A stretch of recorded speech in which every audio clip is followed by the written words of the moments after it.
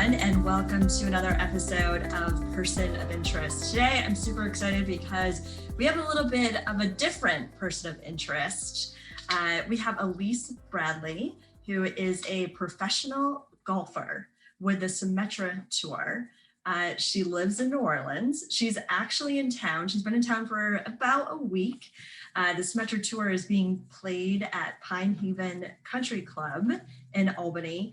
And Elise, I'm so excited that you're joining us today. I know you have a tee time this afternoon and the tournament starts. So I really appreciate you taking the time and chatting with me today.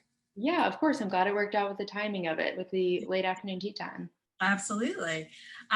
So tell me more about the Symetra Tour, because I'm not sure a lot of people understand it. I'm sure, you know, our dedicated golfers do. I think I mentioned I play golf, but I'm definitely not at your level.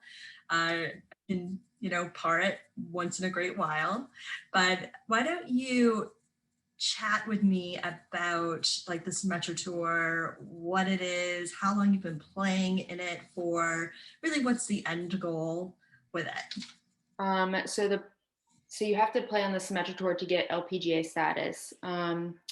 At the end of the year, the top 10 on the money list go straight to LPGA. And so basically we're the feeder tour for LPGA, and that's the end goal. It's the equivalent of Korn Ferry on the men's side, since a lot of people know that a lot better. But Q school, we go to Q school, and it's 3 different stages. And so that's how we get status onto Symetra Tour. And then if you're top 11 to 30th on the money list, you go straight to 3rd stage of Q school, which is also another avenue to get the LPGA status. And so there's a few different options, but the end goal is LPGA. Then you have other tours too. You have the Ladies European Tour over in Europe, the Australian Tour. But LPGA is like the number one. I mean, it's equivalent of PGA, so. Yeah, absolutely. So do you play in those other tours that you mentioned?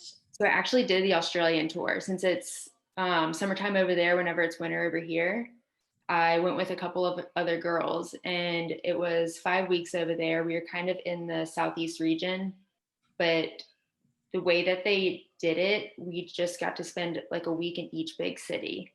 So we went to Melbourne first, and then Adelaide, and in Adelaide there was a Fringe Festival going on, and then we went over to the East Coast and spent my birthday in Sydney and hiked along Byron Bay. It was so much fun.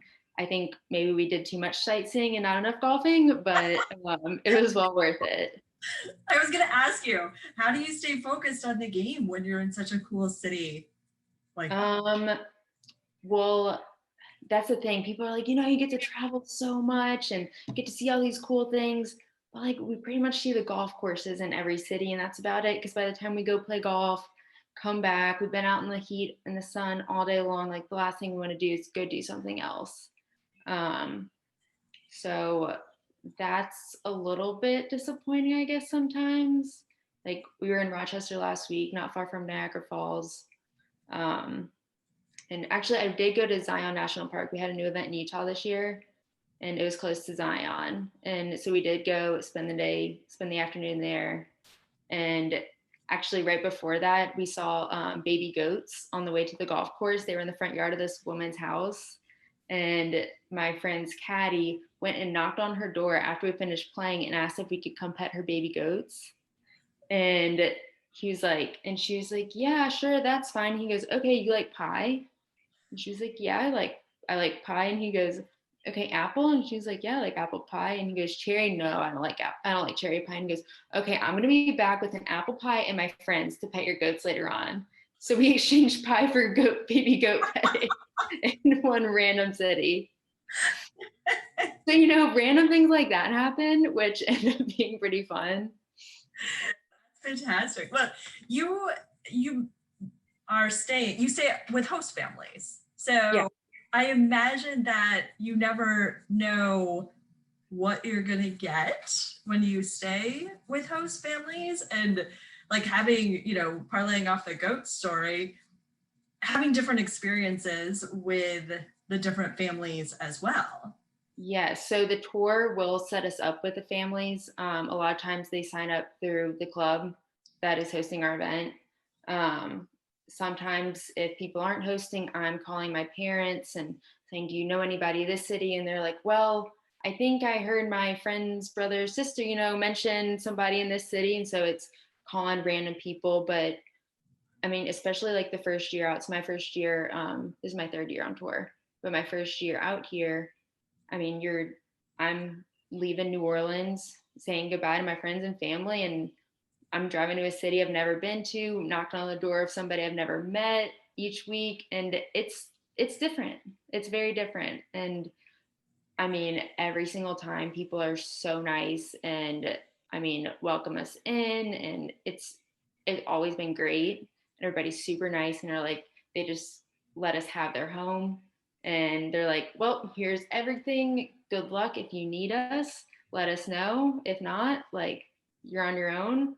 Um, but it's different living out of people's homes week after week, and I'm sure they're like, "Well, we're gonna have a few girls here and don't know who it is," and their friends are questioning them like, "Wait, you're just having random people come and stay at your house?" And for the most part, I think everybody has a good experience with it. um, Any horror stories? You don't need to name names, but any. there was one time, so my friend and I were sharing a room, and the the wife was in the living room, so our bedroom door was closed and we'd just be talking in there or whatever, and it they could have been on an episode of Hoarders probably. And I think we were there for 10 days. So luckily it was me and two of my friends, because we could at least laugh about it. I think if I were there by myself, I'd be probably crying every night. But so we'd be sitting in our room, and the bedroom door is closed, we're just talking, and the wife would answer our, like, be a part of our conversation through the wall. And all of a sudden, I mean, we're just looking at each other like, she's responding to us, but the door is shut, and it was pretty bizarre. At least, but we could laugh about it at the time since we were all in it together. Right, exactly. Well, how has it been this past week? Obviously, my good friend Stacy is hosting you and a couple of the other girls, and Stacy had this whole plan of action with dinners and things like that. And of course, Mike, her husband, is amazing golfer, obsessed with golf, like living. He's actually on the bag right now for one of the girls. They had an early time this morning. Living his dream that he gets to caddy for her. How's that experience been this week? Oh my gosh, it's been awesome. I think I've pretty much asked Stacy for all of her recipes every single night. 2 nights ago, we went to the Nest, went and ate at the Nest, and there was live music there. But awesome family. We've had such a good week so far. I'm glad to hear it. Talk to me about your time at LSU. You were a finance major. You obviously also played golf, but I feel like plans changed a little bit along the way. Like, talk about your journey and really how you arrived at where you are today. Yeah, so I went to LSU. I was actually about to go to Mississippi State, just because pretty much everybody from my high school was going to LSU. So just to do kind of something different, I was about to go to Mississippi State. LSU offered me a scholarship. They were top 10 in the country, couldn't pass that up. Went there originally thinking I wanted a biology degree, and then got to my biology class first semester. There's 1,000 people in it, and I just wasn't smart enough to do biology and golf at the same time. That was going to, especially with all the labs and stuff like that, because pretty much our schedule, we had to have all of our classes from like 8 to 12 in the morning. So we had practice in the afternoons. And then most of the time we had workouts at 6:30 a.m. So it was full days completely, but we were completely spoiled. Our classes were done for us. Our schedules were made, all my friends are at the bookstore and like trying to find the cheapest book that they can find. And we walk into the bookstore first week of school, are handed a box of books and then we just turn around and leave, and everybody's giving us just evil eyes and hates us. But then we flew private planes to half of the events. Like in South Carolina, Darius Rucker hosted the event and would have a private concert for us. Toby Keith hosted an event in Oklahoma, and it was actually it was the one year we did not play in it while I was there. It was whenever Red Solo Cup came out, his song, and he had all of the girls over to his house for karaoke. Oh my God, how fun. Such Yeah. experiences that So you, it's really cool. You get to meet so many people. I mean, just the clothes and the gear and everything. We just were told where and when to show up. Our tutors were taken care of. So we did miss a lot of school. So after the biology plan didn't work out like I thought I was going to, I switched to marketing. Didn't think I was creative enough for that. So then switched to finance, where I graduated with a degree in finance. So figured you could always use that one. well, exactly. No, smart move. So what's your vision for your future? So with this, current journey that you're on, like, where are you going with it? Like, what would be your ultimate? And then if there comes a time when you're not playing golf as a career, what would you do? So, I mean, LPGA is ultimate goal, but it's also not a career that you can do forever. There is definitely a timeline on it, which the cool part about being out here is playing in the pro-ams every week. You meet all these people in different industries, and we get offered jobs just because we can play golf. And I'm like, wait, but I don't know anything about medical sales. And they'll say, we don't care, we'll teach you. But because you're a female golfer, people think that's really cool. And I played in a pro-am down in Naples about a year and a half ago. And it was with the CEO of a major company. And he's like, it's so cool that you do this and blah, blah. I'm like, wait, I just hit a little golf ball around. I mean, you built this huge company, are extremely successful, and they think that it's cool that we can hit around a golf ball. And so we do get offered a lot of opportunities because of that. So right now, I think I'd like to do something with financial planning. I enjoy numbers, stuff like that.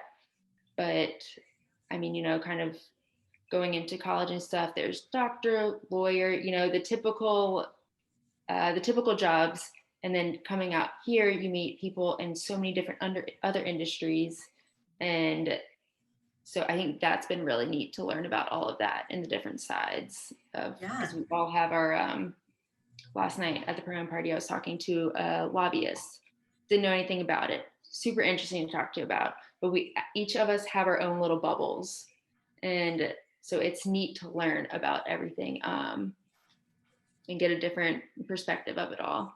Yeah, absolutely. Well, you have such a unique story that, like the CEO, people find it very interesting. And it's such a great background to have that, you are very open to being taught like new skills.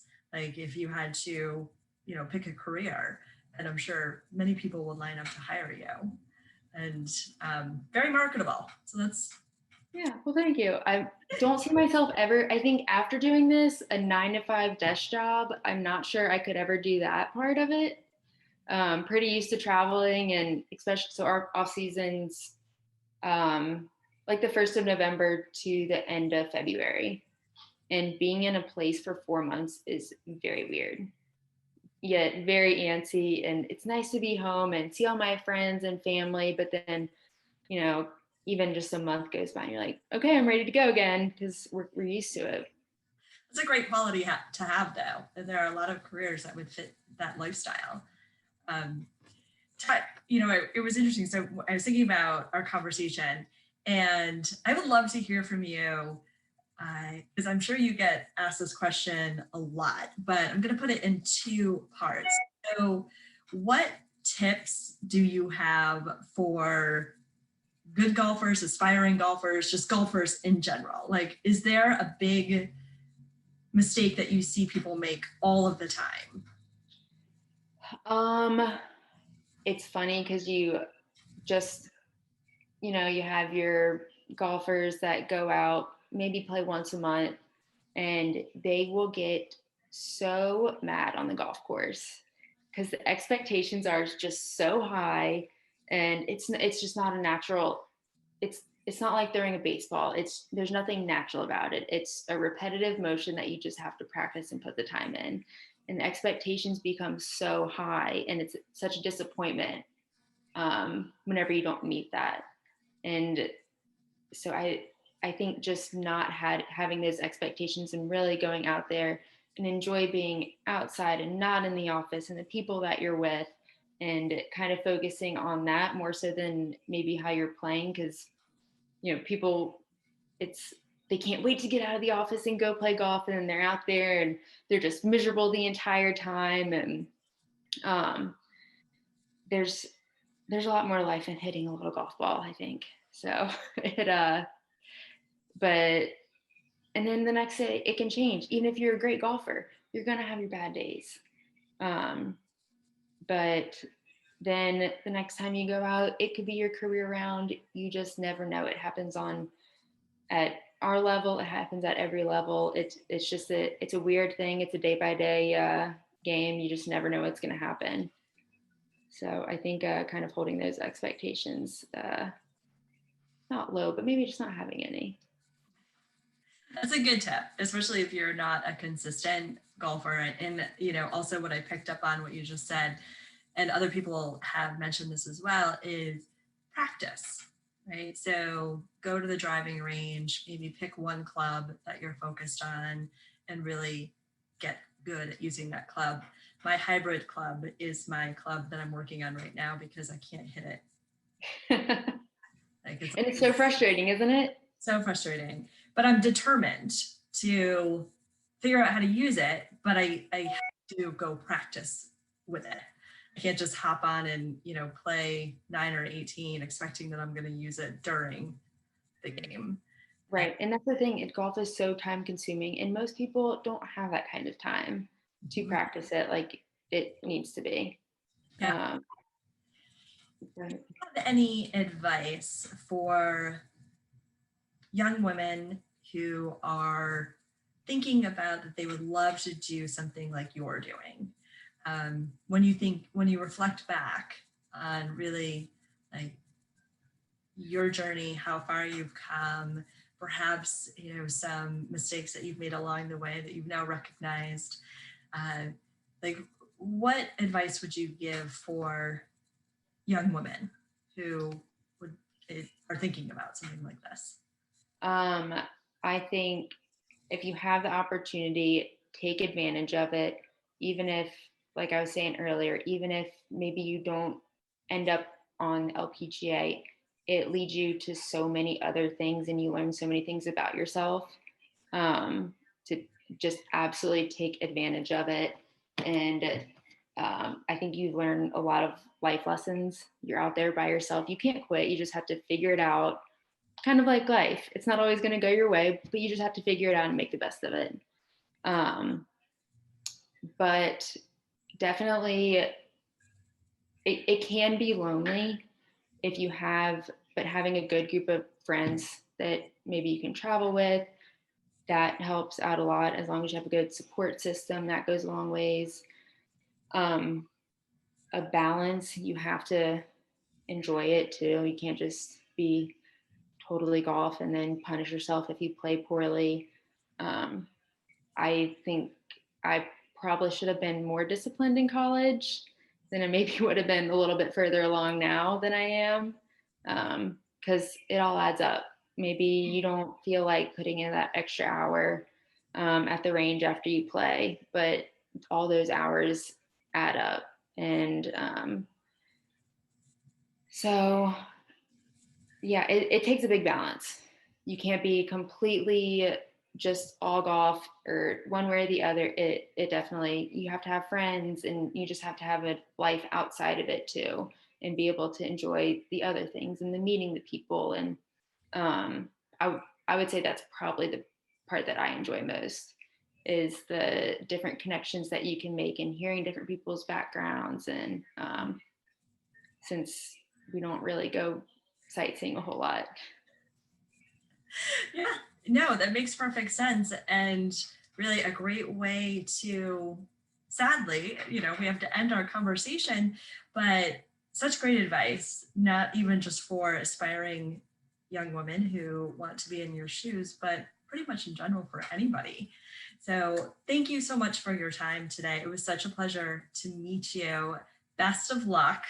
Thank you so much. It is. I hope that you achieve whatever goals you have set for yourself for this weekend. And, if you are ever back in Albany, please reach out. It'd be a pleasure to, meet you for a glass of wine. Yeah, maybe we can go grab a glass of wine in person next time. I would love it. I would love it. Okay. Best of luck, and I will see you soon. All right. Thank you so much. Nice meeting you, Kate. Okay. Bye-bye.